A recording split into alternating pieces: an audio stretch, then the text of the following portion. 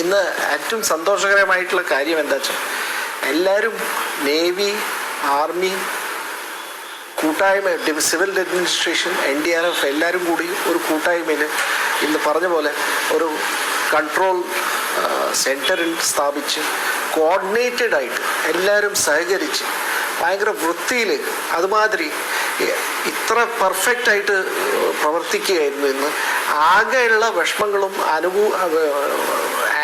വിഷമമുള്ള കാര്യം എന്താ വെച്ചാൽ ആ വെതർ, ആ കാലാവസ്ഥയും ആ വെള്ളത്തിൻ്റെ നീർവീഴും അത് ഭയങ്കര കഠിനമായിട്ടുള്ള ഒരു ദൗത്യമായിട്ട് മാറി. അത് കാരണം അതിപ്പോൾ ഈ കമാൻഡർ പിള്ള പറഞ്ഞ പോലെ ഈ SOPയിൽ ഒരു ഡൈവർ പോയി കഴിഞ്ഞാൽ 4 പേര് 5 പേര് അവിടെ കാത്തിരിക്കുകയാണ്. സേഫ്റ്റി മെഷേഴ്സ് അത്രയധികം സേഫ്റ്റി മെഷേഴ്സ് ഉപയോഗിച്ചിട്ടാണ് ആ ഡിഞ്ചി അവർ എൻജിൻ ഓഫ് ചെയ്യണം. അത് ഞാൻ ശ്രദ്ധിച്ചേണ്ടിയിരുന്നു. അത് ഞാൻ എൻ്റെ ഇൻലൻഡ് വാട്ടർ ട്രാൻസ്പോർട്ടിൻ്റെ എക്സ്പീരിയൻസ് നോക്കിയിട്ട് പറയണം. ഞാൻ ഇത് ബ്രഹ്മപുത്രയിലും തീസ്തയിലും അനുഭവിച്ചതിനെക്കാട്ടിലും അധികമായിട്ട് തോന്നുന്നു എനിക്ക് ഈ കറണ്ട്. അത് ഭയങ്കര ചാലഞ്ചിങ് ആണ്.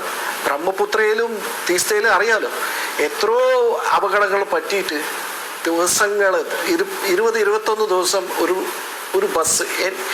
ഞാൻ പ്രത്യേകിച്ച് തീസ്തയിൽ ഒരു പ്രാവശ്യം ഒരു ആക്സിഡൻറ്റിൽ അത് റിക്കവർ ചെയ്ത് 21 ദിവസം എടുത്തു. അപ്പം നമ്മൾ ഒന്ന് ആലോചിച്ച് നോക്കുക, അത്രമാത്രം കഠിനമായിട്ടുള്ള അതിനെ ആങ്കർ ചെയ്തിട്ട് എടുത്തിട്ട് റിക്കവറി ചെയ്തിട്ട് ക്രെയിൻ ഉപയോഗിച്ചിട്ട് അതൊക്കെ അന്നത്തെ